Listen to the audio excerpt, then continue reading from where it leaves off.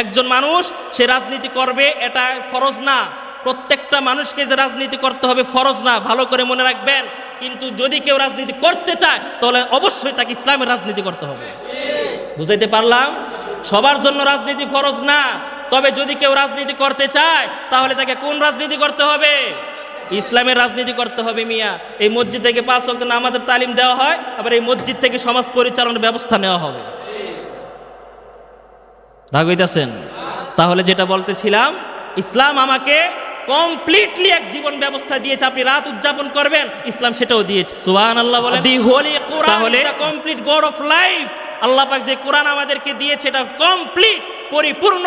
একজন মানুষ তার জন্ম থেকে নিয়ে তার মৃত্যু পর্যন্ত তার জীবনের প্রত্যেকটা পরতে পরতে, জীবনের প্রত্যেকটা সেক্টরে সেক্টরে সে কি করবে, কি করণীয়, কি বর্জনীয়, এটা কোরআনে আছে না নাই? মসজিদে আছে, এটাই আছে নাকি সংসদে কি করবেন এটাও আছে? আছে কিনা বলেন? আজকে আমরা মুসলমান বলি কোরআন তো এটা মসজিদ পরিচালনা করার জন্য, সংসদে মনে হয় কোরআনের কোনো কাজ নাই। এই কারণে সংসদের কথা যখন আমরা বলি, কিছু মুনাফিক মার্কা কয় হুজুর রাজনীতির কথা কইেন না, কয় কিনা বলেন তো? ওই মুসলমান ভালো করে মনে রাখবেন, কেউ যদি এই কথাটা ঈমান দিয়ে বিশ্বাস করে, দিল থেকে যদি কেউ বিশ্বাস করে যে কোরআনে রাজনীতি নাই, তাহলে তার ঈমান নাই।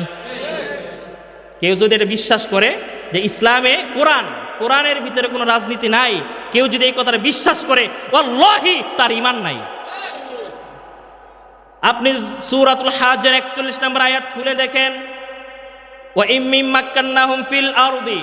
আল্লাহ রাব্বুল আলামিন কত সুন্দরভাবে বলছে, হে আমার বান্দা, যারা ঈমানদার তাকওয়াপূর্ণ যারা রয়েছে, তোমাদেরকে যখন এই জমিনের প্রতিনিধিত্ব দেওয়া হয়, ক্ষমতা যখন দেওয়া হয়, তখন তোমরা এই সমাজের ভিতরে, এই জমিনের ভিতরে আল্লাহর হুকুমত বাস্তবায়ন করবা।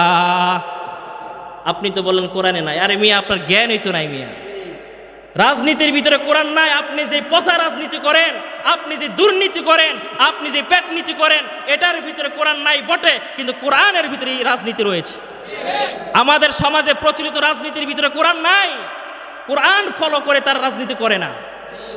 ভুল বললাম? ম্যাক্সিমাম শীর্ষস্থানীয় নেতারা, শীর্ষস্থানীয় দলীয় লোকেরা, তারা আমার দেশের এই কোরআনকে তার ফলো করে না।